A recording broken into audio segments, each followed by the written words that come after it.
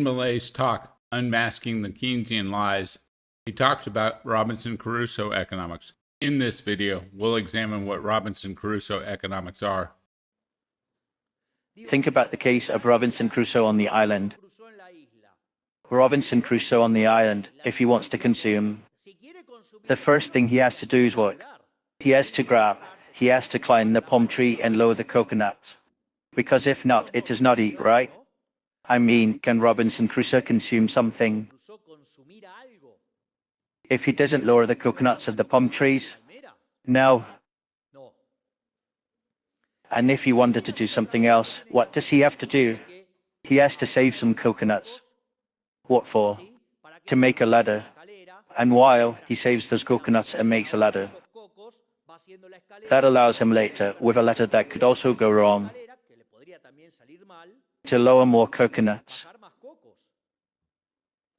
And if it goes well, then more coconuts are going to be lowered. Then he will be able to save, yes. Then later he will be able to make a network. Then he will be able to diversify his consumption and he will be able to consume fish. Then he will be able to make a pot and then everything he wants. But the basis is work and savings. No, not for Keynes. Let's see what Keynes says. In this way, our reasoning leads to the conclusion that, in contemporary conditions, the growth of wealth, far from depending on the abstinence of the rich, as is generally seemed, has more probability of finding an impediment. It has eliminated one of the main social justifications for the great inequality of wealth. Well, and he talks about the Lorentz tax and the redistribution of income. Why? Because what he says is that consumption generates growth. In fact, we in Argentina had a lady who was president and said, no, because when you increase consumption, that consumption generates an increase in income, that increase in income which increase investment, and that again generates an increase in consumption. A delirium. According to my research, Carl Menger was the first one to talk about the economics of a person on a deserted island. Economist Paul Samuelson popularized the term Robinson Crusoe economics. Murray Rothbard, who Milei considers the most influential person on his ideas, also wrote about Crusoe economics, calling it an indispensable tool and a useful starting place for studying economics. Milei uses Robinson Crusoe economics in this clip to illustrate that you have to produce before you can consume. This is very similar to Say's law, which says supply creates its own demand.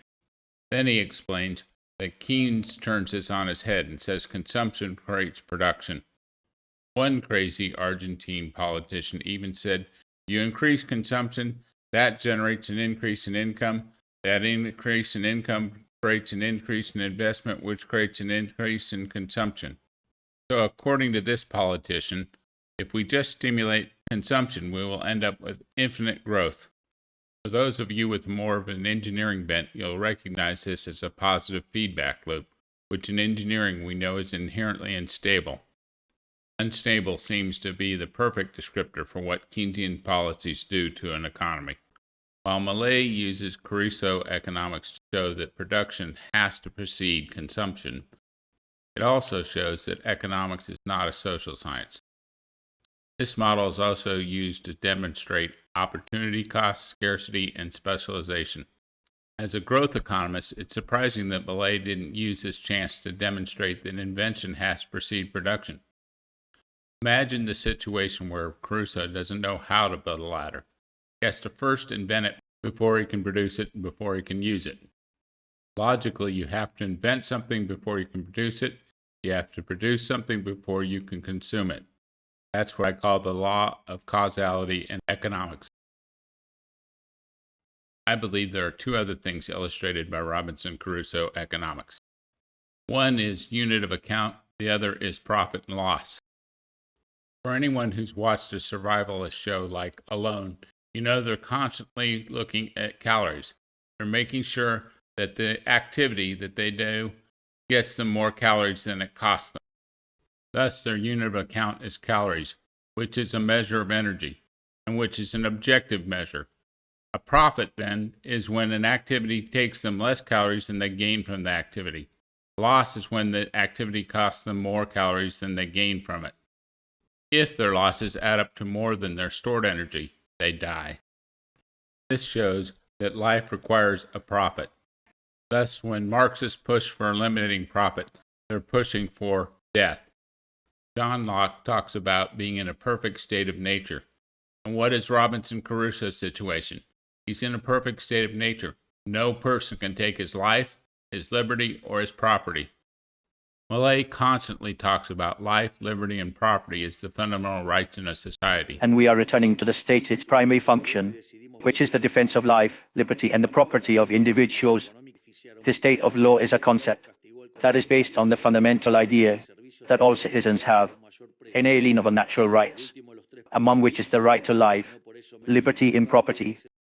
One philosopher also seems to start with this Robinson Crusoe scenario as their starting point for ethics, as seen in these two quotes.